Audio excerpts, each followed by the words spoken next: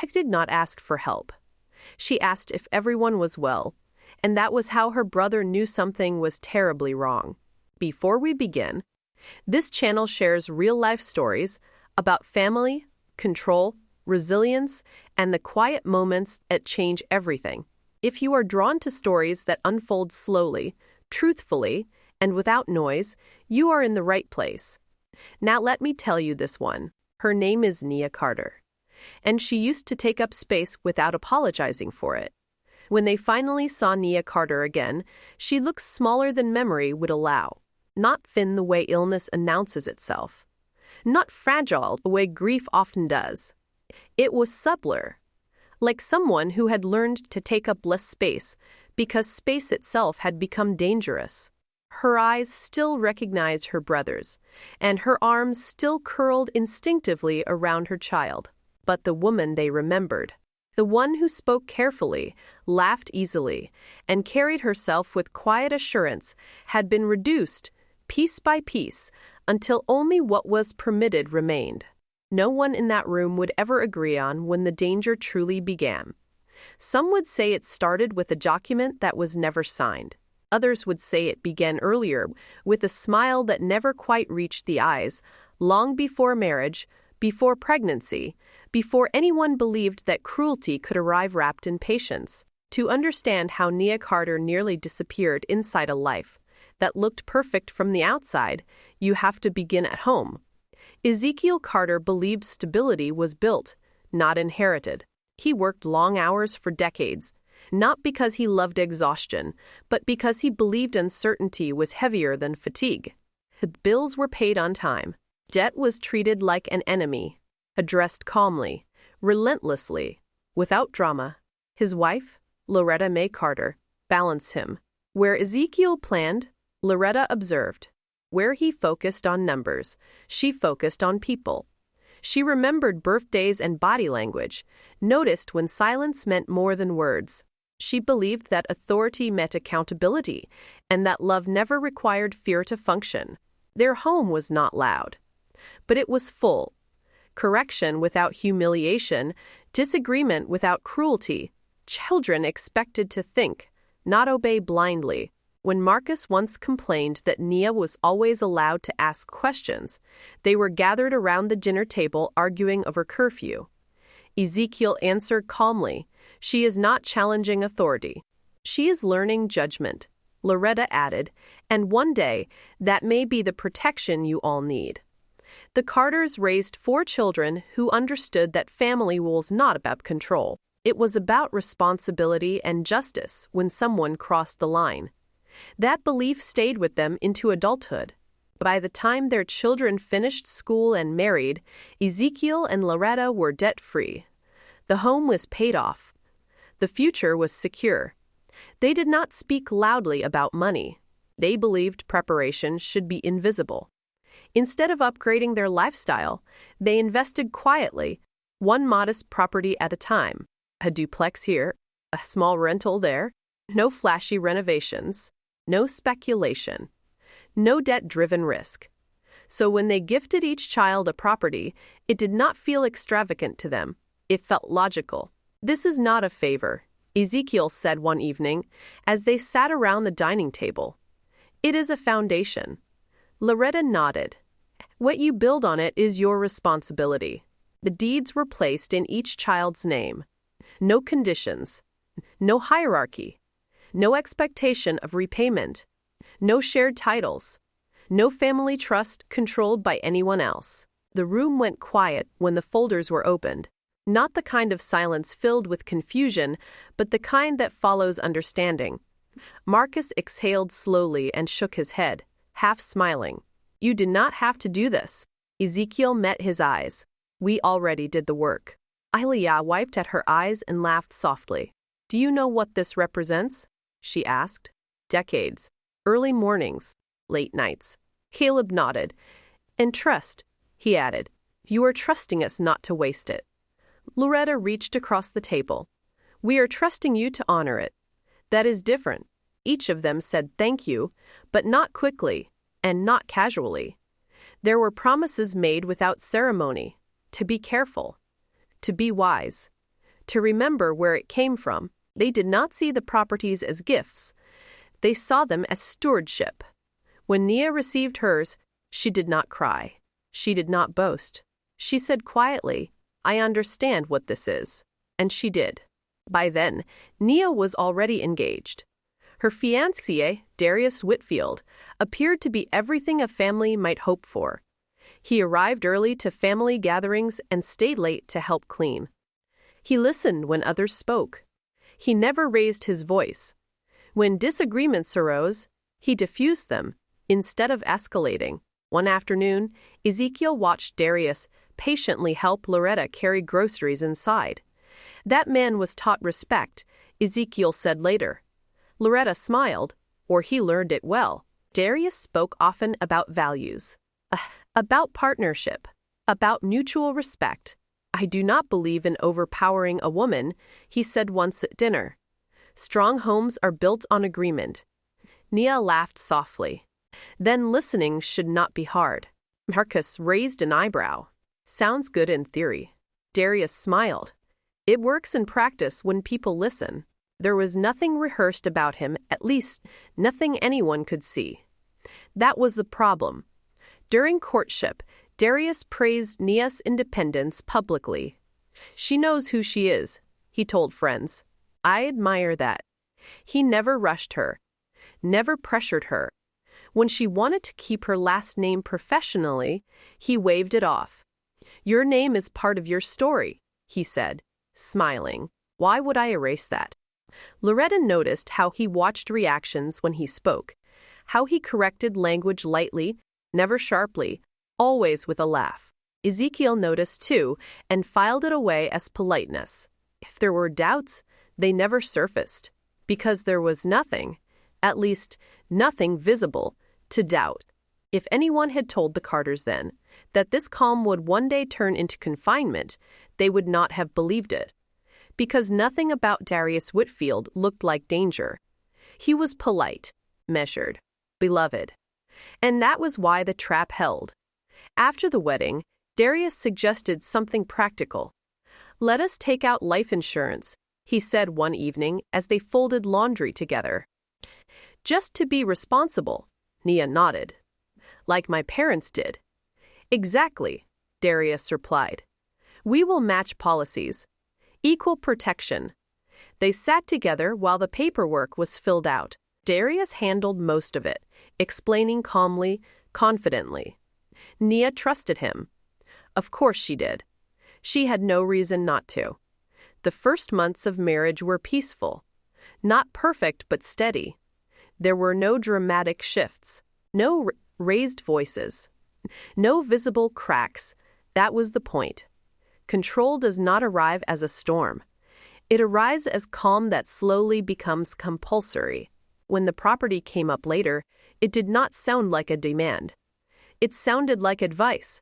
One evening, Darius said casually, "You know, some people might misunderstand the ownership structure." Nia looked up. "What do you mean?" He shrugged lightly. "It is unusual. Married couples usually align assets." She asked questions.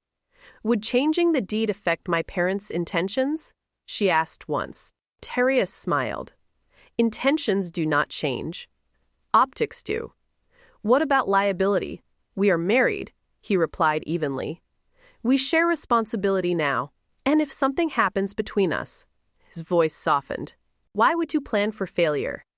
Each answer arrived calm, reasonable, carefully framed, no pressure.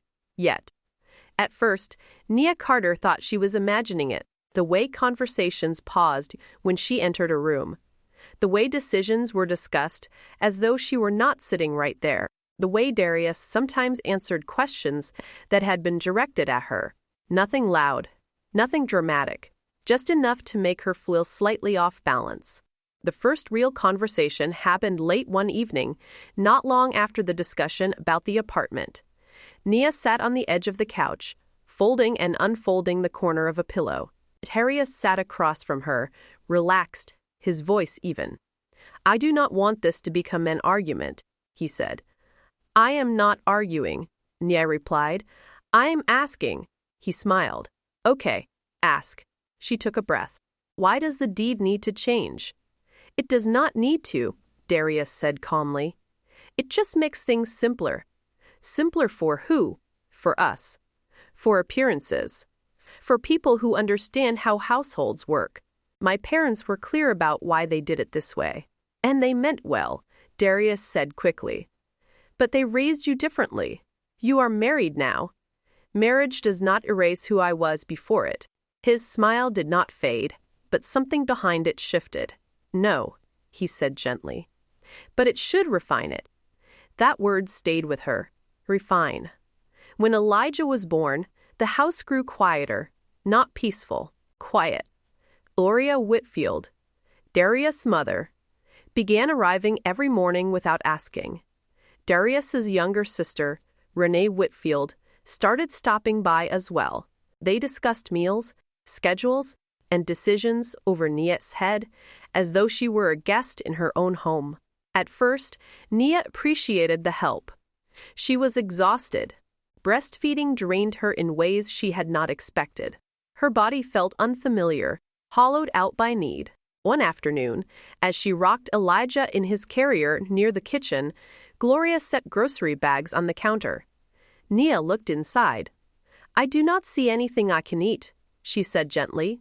I was hoping for fruit. Gloria waved her hand. This is better. You need real meals. I can still go grocery shopping myself, Nia said. I need the fresh air.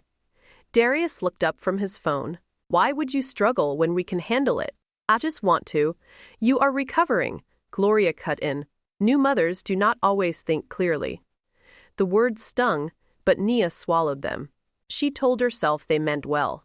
You have been on the phone a lot, Darius said one evening, his tone casual. Aaliyah called, Nia replied. She wanted to check on the baby. Darius nodded, as though considering something reasonable. She means well. But new mothers need rest, not constant stimulation. So Nia ended the next call early. When her friend Tanya texted asking to stop by with a gift, Nia typed a reply, then noticed Darius watching from across the room. She does not call much anymore, he said lightly.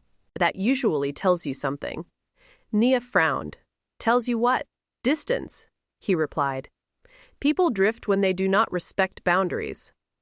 Nia stared at the message on her screen, then erased it. When Simone Thompson, a friend Nia had known since college, called one afternoon, Nia answered without thinking. You have been quiet, Simone said. I was starting to worry. Before Nia could respond, Darius reached out and took the phone. She is resting, he said smoothly. New mothers get overwhelmed. The call ended. That night, Nia confronted him. You did not have to do that, she said. I am protecting your energy, he replied evenly. Marriage does not survive outside interference. The words sounded reasonable, protective, final. Aaliyah tried next. She showed up unannounced one Saturday afternoon. Gloria answered the door. She is not available, she said coolly. Upstairs, Nia heard voices and moved instinctively toward the stairs. Renee Whitfield stepped into her path. You should not be running around, she said lightly. You will exhaust yourself. By the time Nia reached the window, Aaliyah's car was already pulling away. The invitations stopped slowly. A birthday dinner she forgot about. A baby shower she saw later online. A group chat that went quiet. Isolation did not arrive as a wall.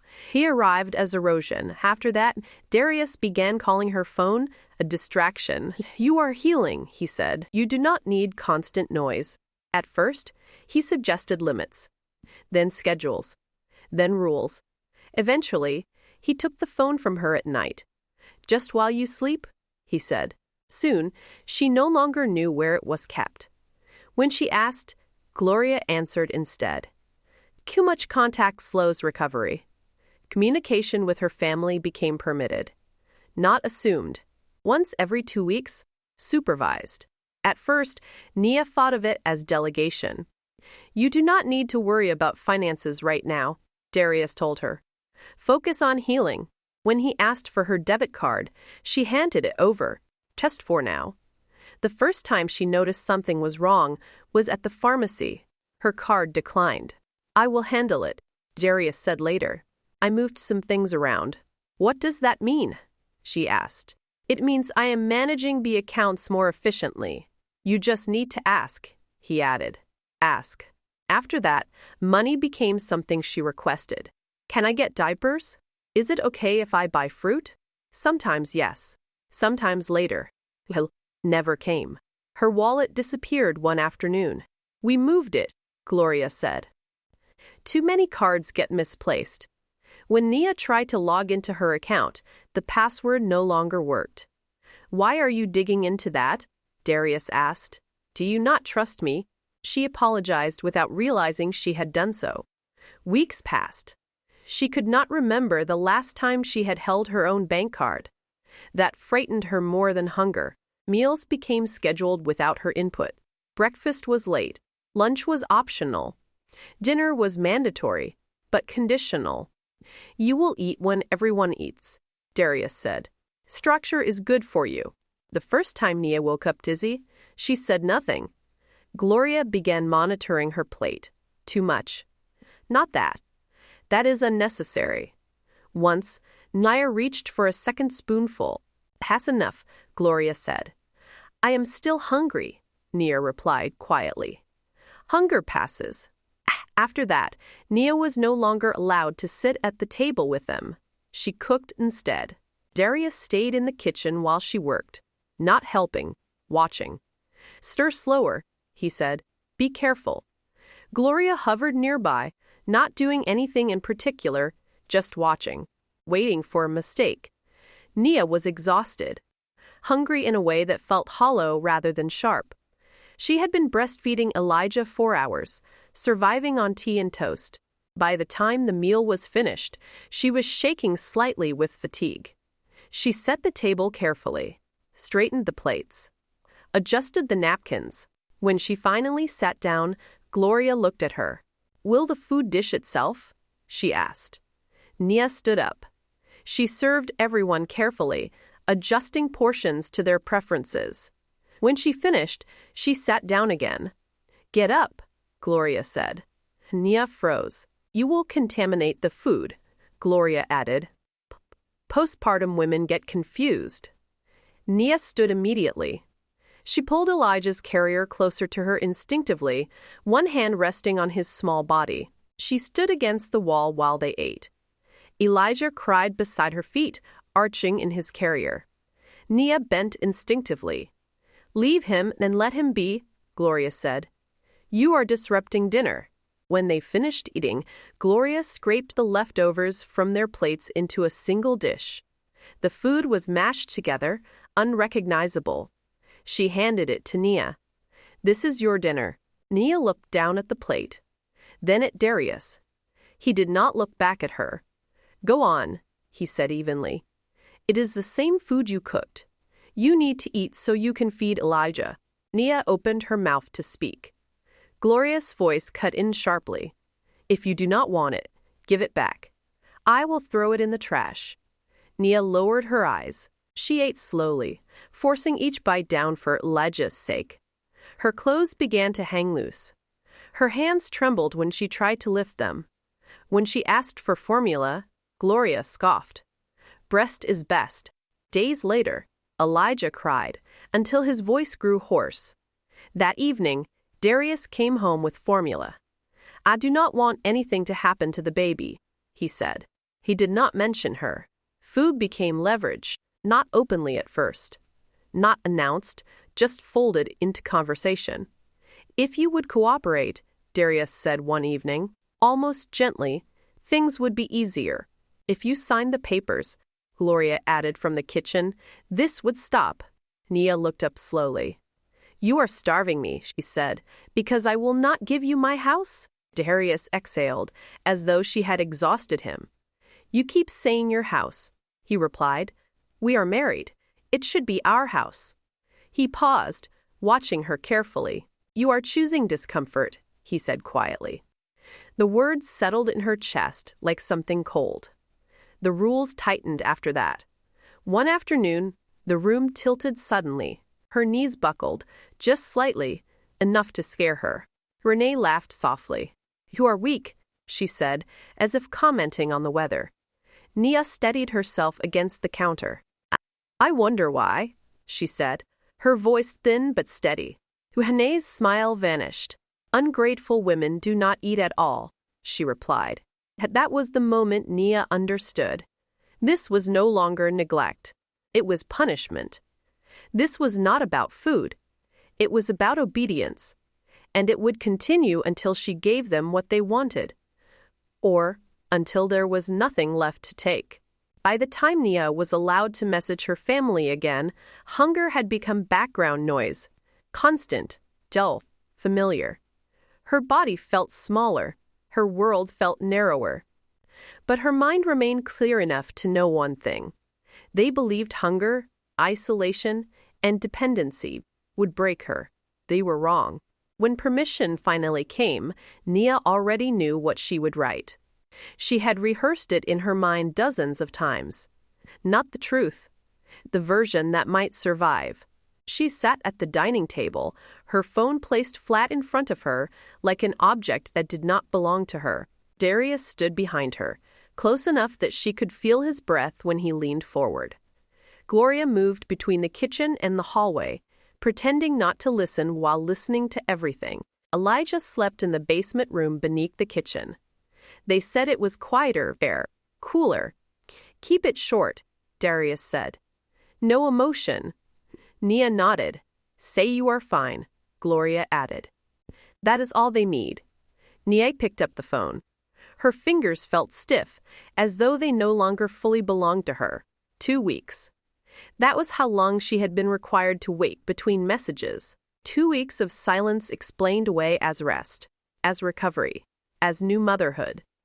She opened her messages and scrolled to the name she had already chosen, Caleb. Caleb had always noticed when something shifted before it became obvious. When they were children, he noticed when she stopped singing while doing homework, when she laughed less, when she withdrew instead of arguing. He would notice this too. She typed slowly. "I am okay. Elijah is fine. We are adjusting." Darius leaned in to read it. "Good." She added another line. "I hope everyone is well." Her chest tightened. She wanted to ask about home, about their parents, about ordinary things that did not require permission. Instead, she typed one more sentence. "Please tell Marcus and Aaliyah I send my regards." Darius nodded. "That is enough." Nia stared at the screen. She needed something else, something small, something only one person would hear. She signed it the way she never did. "Love, Nia C." Darius frowned. "Use your full name." She erased it. CD typed again. "Love, Nia Carter." Gloria stopped moving. "Change that," she said sharply. Nia deleted one letter. Retyped. "Love, Nia C." Darius hesitated, then waved it off. "Send it." Nia pressed send. The sound felt louder than it was. Darius took the phone from her immediately and slipped it into his pocket.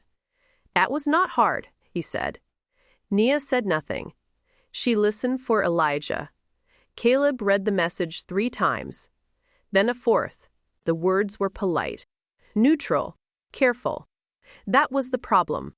Nia never wrote like this. She never signed messages. Never used formal language with him.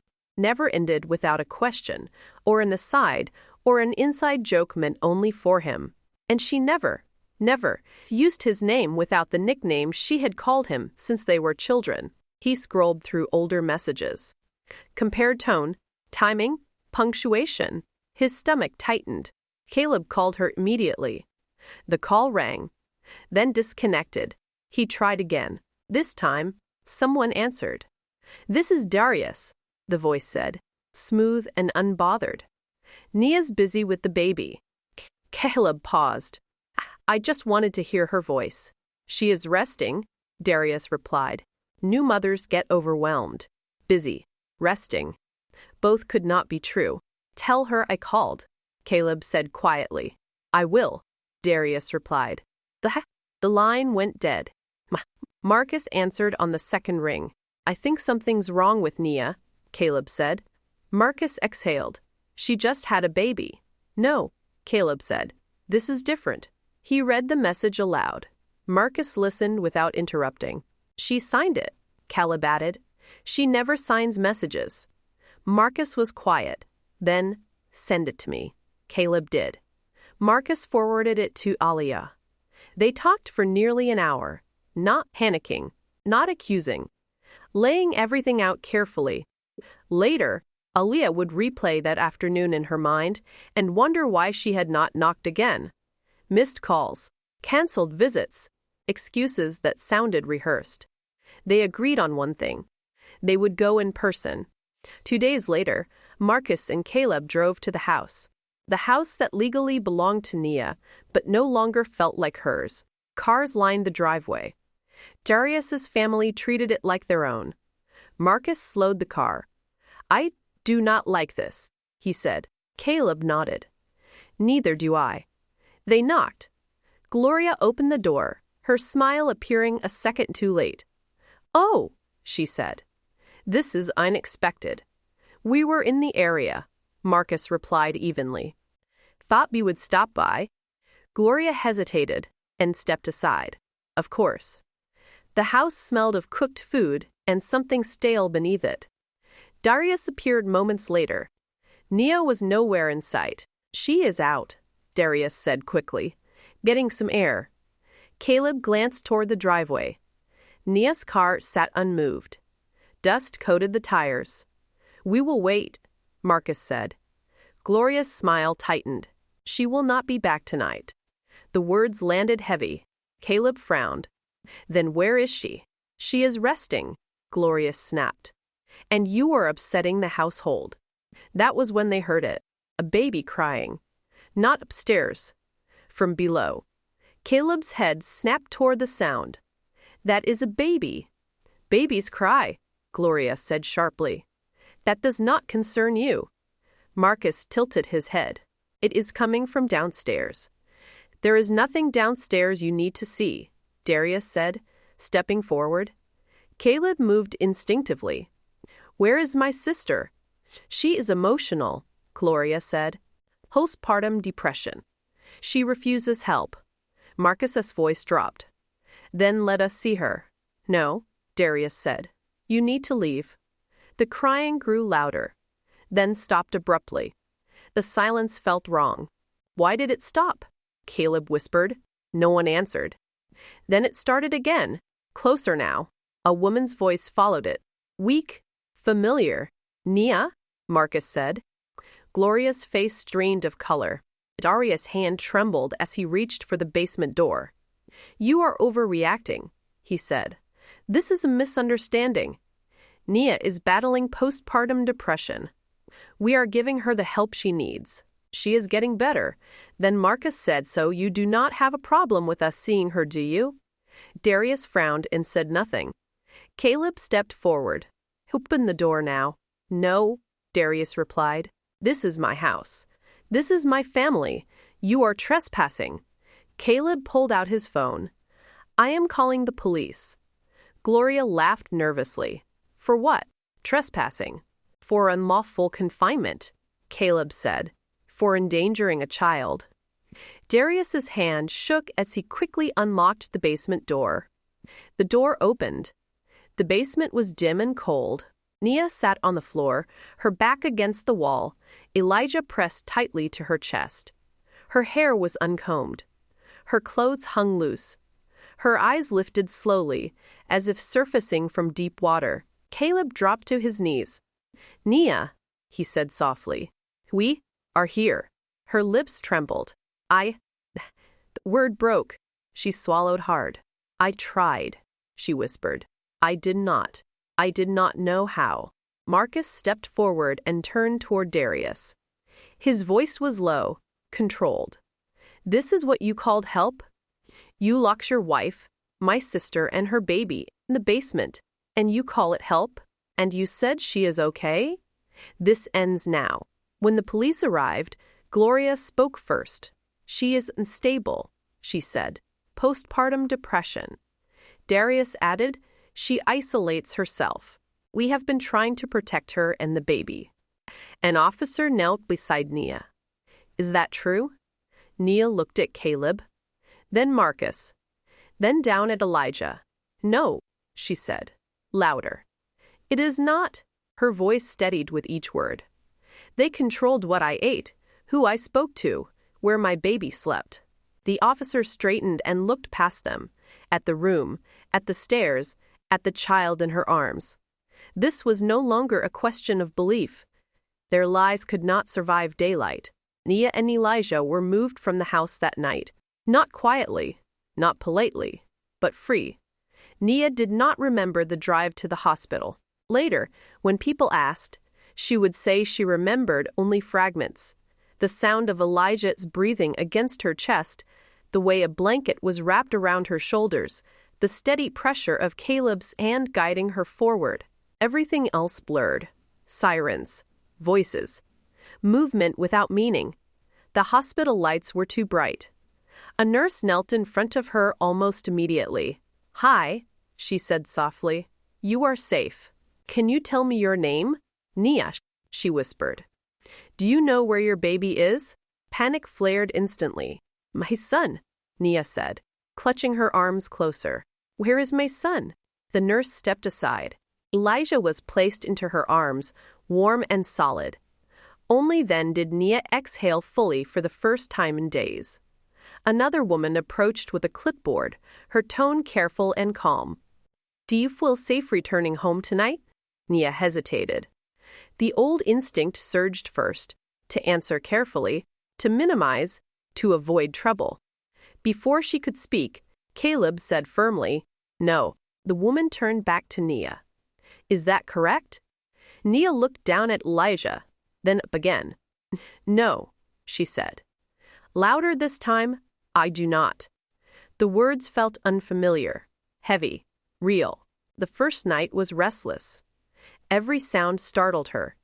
Every footstep in the hallway made her tense. She woke repeatedly, checking Elijah's breathing, counting each rise and fall of his chest, until her own breath slowed to match his. A nurse noticed and paused beside the bed. You do not have to stay awake, she said gently. We are watching him. Nia nodded, but did not sleep. Trust, she understood now, would take time. Loretta and Ezekiel Carter arrived the next morning. Loretta entered the room first. She stopped short when she saw her daughter sitting upright in the bed, shoulders hunched, Elijah held protectively against her chest. For a long moment, she said nothing. Then she crossed the room and cupped Nia's face in her hands. I am here, Loretta said. Something inside Nia broke open. I tried, she whispered. I stayed. I would not sign the house over like they wanted. I thought if I held out, it would stop. I am sorry. Loretta shook her head, tears spilling freely now. No, she said firmly. You did exactly what you were supposed to do. You survived. And you protected your baby. Nia leaned into her mother and cried. Not loudly, not dramatically, but with the quiet collapse of someone who had been holding herself together by will alone. Ezekiel stood near the window, fists clenched, his jaw working as he watched the rise and fall of his grandson's chest. He did not speak then. He was counting. Later, when Nelva finally slept, he turned to his sons. You listened, he said. You noticed. And you followed up. His voice broke on the last word. That is what saved her. The days that followed moved slowly, deliberately. A pediatric nurse weighed Elijah and frowned slightly. He is undernourished, she said gently. But he is going to be okay. Nia closed her eyes and pressed her forehead into the pillow, relief and guilt tangling together in her chest. A social worker explained options. Not all at once. Not urgently. Safe housing, legal protection, support services. Nia nodded through it, absorbing only pieces. The words sounded important, but distant, like instructions meant for someone else. What happens next? She asked finally. Next, the woman said gently, you rest, and you decide. The idea that she could decide anything felt strange. The first time Nia was alone with a pen and paper, her hand shook. She stared at the page, unsure what she was expected to write. Her name. Just her name. She wrote it once, then again, then a third time, slower. Nia Carter. The name felt like an anchor. When she was strong enough, Nia met with an attorney. He did not rush her. He did not interrupt. "Start wherever you need to," he said. Nia sat with her hands folded in her lap for a long moment. "I did not realize it was happening at first," she said quietly. "It did not start as cruelty. It started as structure." She lifted her eyes. "Food became something I had to earn. Money became something I had to explain. Rest became something I had to justify." She paused, searching for the right words. "Every time I asked a question, I was told I was difficult. Every time I pushed back, something disappeared." The attorney nodded once, waiting. "When I did not sign the property over," she continued, her voice tightening, "that is when everything changed." He leaned forward slightly. "How?" Nia swallowed. "I ate less. I slept less. My baby was moved where I could not reach him easily." Her voice wavered, but she did not stop. "They told me I was unstable, that I was imagining things, that if I just cooperated, things would go back to normal." She shook her head. But normal kept moving. Silence settled between them. "Did he ever hit you?" the attorney asked gently. Nia looked up, almost startled by the question. "No," she said. "That is what confused me," he nodded. "Control does not require violence," he said. "What you are describing is coercive control." The words landed slowly. Nia exhaled. "So it was not just me," she said. "No," he replied. "It was not." The words settled heavily. Financial discovery followed, but it did not feel like discovery to Nia. It felt like confirmation. The attorney spread the statements across the table, aligning them carefully. Nia leaned forward before he spoke. "That is when my card stopped working," she said quietly, pointing to one line. "He told me it was temporary, that he was reorganizing things." She traced the numbers with her finger. "I kept asking myself why I felt afraid to check the balance." The attorney nodded. "You were removed from direct access here," he said. "Withdrawals were made regularly, always, just under alert thresholds." Nia's breath caught. "So it was not random," she said. "It was deliberate." "Yes," the attorney replied. "This shows planning." Ezekiel studied the pages in silence, his jaw tightening. "He did not panic," he said finally. "He calculated." Loretta closed her eyes, not in surprise, but in grief. "She kept thinking she was failing," she said softly. "And all this time, he was managing her out of her own life." Nia looked up then. "I was not careless," she said, more to herself and anyone else. The attorney met her gaze. "No," he said. "You were controlled." The deed came next. The attorney set the document between them. "It was never transferred," he said. "Which matters." Nia stared at the page longer than she needed to. "So nothing changed," she said quietly. "Even after everything?" "No," the attorney replied. "Legally, it remained yours." She looked up. "Then why did it feel like I was doing something wrong by refusing?" "Because repeated pressure without consent establishes intent," he said. "Not agreement." Nia swallowed. "So this was not just marriage," she said. "This was not compromise." The attorney shook his head. "No. This was an attempt to force ownership." Her clarity hurt, and at the same time, it healed. The life insurance documents were last.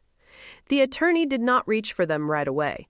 When he finally did, he placed them on the table carefully, as though weight alone might crack them open. "There is one more thing," he said. Nia watched his hands instead of the papers. "The policy on your life," he continued, "was significantly higher than the one he carried on himself." She blinked once, then leaned forward and looked. "He told me they were the same." she said quietly. They were not, the attorney replied. Nia's fingers tightened around the edge of the table. How much higher? She asked. The attorney named the number. She nodded, once, not in understanding, in confirmation. So even that, she said, even that was not equal. No, he said gently, it was not. No one spoke after that. The room felt smaller, not with fear, but with clarity. Some truths do not need interpretation. They explain themselves. Returning to the apartment felt unreal. The locks were changed. The doors stayed closed when she wanted them closed. The lights stayed on at night. Not out of fear, but because she could decide they would. At first, Nia asked permission out of habit. Is it okay if I?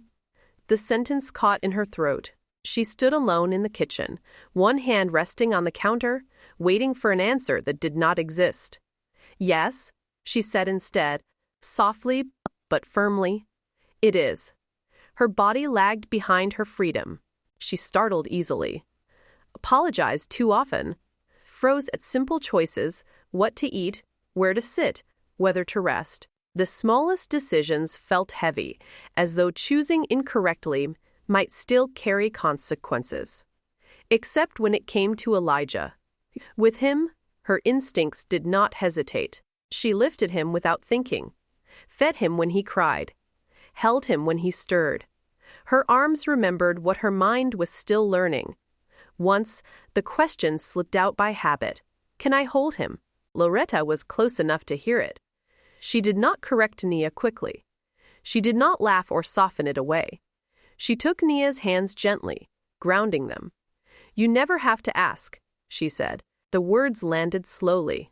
They did not undo the past, but they named the present. That sentence stayed with her. Her siblings came and went quietly, and when she needed them, they stayed. Some nights, one of them slept on the couch. Other nights, someone stayed awake in the next room, not guarding, just there. They did not interrogate. They did not hover. They did not demand explanations or timelines. They restored space. Aliyah folded laundry without asking questions. Marcus fixed a door that squeaked. Caleb sat nearby, present without watching. Their care did not feel like surveillance. It felt like trust. Healing did not arrive for Nia Carter all at once. It arrived in fragments, in pauses where panic used to live, in moments where silence no longer felt dangerous, in decisions she made without checking first and realized nothing bad followed. Some days, the peace startled her more than the fear ever had. For a long time, she did not trust those moments. She waited for them to be taken away, but they were not. They stayed. The first weeks after leaving were the hardest, not because Nia missed the house, but because her body did. It remembered rules her mind was trying to unlearn. She woke before dawn every morning, heart racing, certain she had overslept, certain there would be consequences she could not yet name. She lay still, listening, waiting for a voice that never came. When doors closed firmly, her shoulders tightened before she could stop them. When footsteps passed in the hallway, she held her breath, even when she recognized who they belonged to. Her body reacted faster than reason. And she apologized constantly. I am sorry, she said when Elijah cried, as if his hunger were a failure of hers. I am sorry, she said when someone offered help, as though accepting care required permission.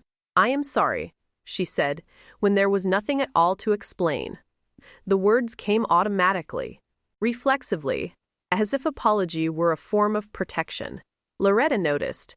One afternoon, as Nia reached for a towel she had already folded twice, she said gently, Nia. Nia looked up, bracing without knowing why. You do not need to apologize for surviving, Loretta said. You did nothing wrong. The sentence did not fix everything, but it interrupted the pattern. It took months for Nia to learn to stop apologizing for existing.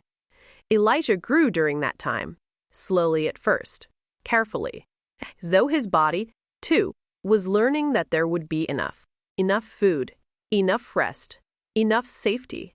Nia watched him closely, counting bottles, tracking sleep, measuring weight gain long after it was necessary. One afternoon, the pediatrician glanced at the chart and smiled. "He is doing well," she said. "You can relax." Nia laughed softly, surprised by the sound of it. "I do not know how." The doctor met her eyes, calm and certain. "You will." Nia held her son a little closer then, not because she was afraid, but because, for the first time, she believed him. Returning to work terrified her more than she expected. Not because Nia doubted her skills, but because work meant choice. It meant leaving the house on her own terms. It meant deciding where to go, when to arrive, when to leave. It meant moving through the world without asking permission first. That kind of freedom felt unfamiliar, heavy, almost dangerous. She found a position with a small nonprofit. Quiet, flexible, human. The work mattered, but so did the way it was done. When she asked about her schedule, no one frowned. When she mentioned Elijah, no one hesitated. They told her she could bring him in the early months. No paperwork. No explanations. No judgment. The first day back, Nia stood in the doorway longer than necessary, Elijah bundled against her chest. Her hand tightened around the strap of his carrier. She scanned the room out of habit, waiting for correction, for instruction, for someone to tell her she was doing it wrong. Instead, a woman looked up from her desk and smiled. "Take your time," she said. "You are welcome here." Nayin watched her, too closely. No one rushed her. No one told her where to stand. Nia took a step inside. Her legs shook, but they held. Years passed. Not quickly, not cleanly, but honestly. Elijah grew old enough to notice patterns. The way his uncles visited often. The way his grandparents spoke carefully about fairness and choice. The way certain names were never spoken and others were spoken gently. One afternoon, sitting on the living room floor with blocks scattered between them, he looked up and asked, "Mom, what makes a family?" Nia paused. She did not answer quickly. She had learned the value of listening before speaking. "Family," she said at last, "is the people who make sure you are safe being yourself." Elijah frowned. "Even when you mess up?" "Especially then," Nia said. She did not teach him fear. She taught him awareness. How to listen when something feels wrong. How to notice silence. How to treat women as people, not possessions. How love should never require shrinking to survive. The legal matters ended without spectacle. There were no courtroom speeches, no public reckoning, just decisions, written plainly and enforced quietly. Restraining orders were issued. Custody was secured. Access was severed. Control did not disappear dramatically. It faded because it no longer had permission, because it no longer had proximity, because it no longer had silence to survive inside. One evening, long after the apartment had grown quiet, Nia stood at the window. Elijah slept safely in his room now, older, steady. His door open, the way children leave doors open when they are not afraid. Outside, lights blinked on one by one across the city. Ordinary lives continuing. Diners finishing. Doors locking. Windows glowing. Nia watched without urgency. She did not feel small. She felt present. And that, she knew now, was the opposite of control. If this story felt familiar, trust that feeling. Control rarely announces itself. It often arrives disguised as care, patience, or protection. And silence is never the price of love. If you notice something you could not name before, you are not alone. If you enjoyed this story, please subscribe to the channel. There are many more life stories here. Stories about truth, resilience, and quiet strength. On your screen now is another life story I highly recommend watching next. Thank you for being here, and I will see you in the next life story.